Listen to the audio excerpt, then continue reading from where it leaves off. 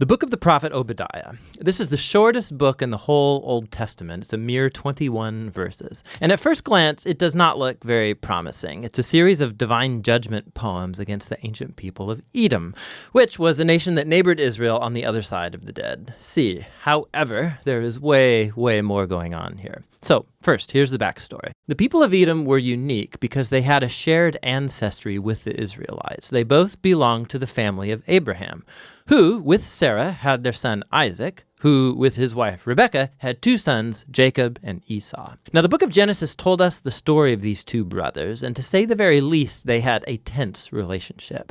They each later received the names Israel and Edom, which eventually became the name of the families that descended from them. And these families replayed the same difficult relationship of their ancestors.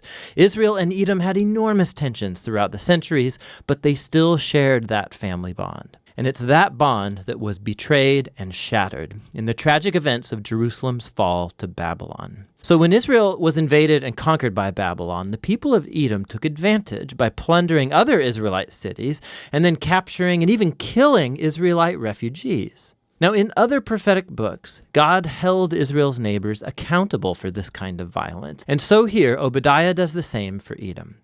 The short book has two halves. The first part is a series of accusations against the leaders of Edom, specifically for their pride and self-exaltation.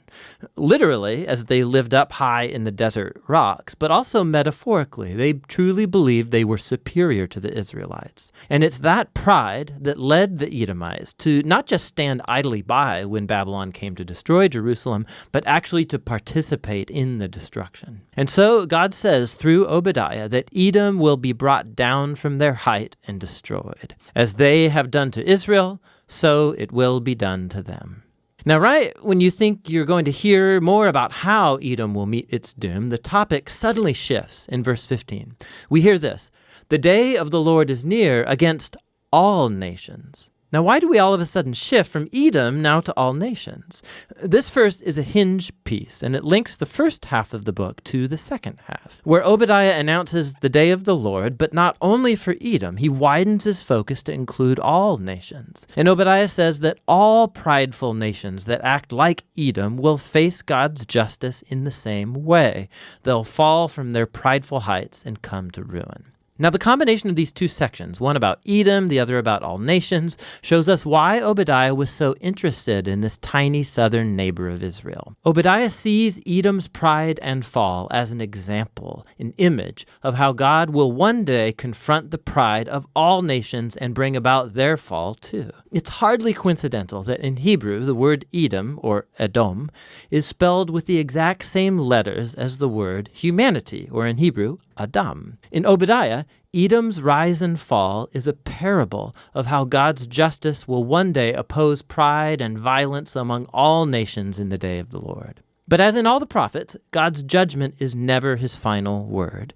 Specifically, remember the conclusion of the two books that came right before Obadiah, Joel and Amos. Joel had painted a picture of what will happen after the day of the Lord against all nations. He said that God would perform a new act of salvation in Jerusalem, and that all who humbled themselves and called upon him would be delivered. And in the conclusion of Amos, he said that after the day of the Lord has judged Israel's evil, God would raise up the house of David and build a new kingdom for Israel that would include Edom and all the nations called by my name. And so the book of Obadiah has been placed right after Joel and then Amos to expand on these very promises about the hope of God's kingdom over all of the nations. And so the book concludes with a very hopeful future. God says he's going to restore his kingdom over the new Jerusalem, that he'll repopulate it with a faithful remnant. And then from there, God's kingdom will expand to include all the territory and nations around Israel. And so this little book contributes to the larger portrait of God's justice and faithfulness that we're seeing in the prophets. The ancient pride and betrayal of the people of Edom becomes an example of the greater human condition, all of the ways that we betray and hurt each other in God's good world. But there's hope, Obadiah says.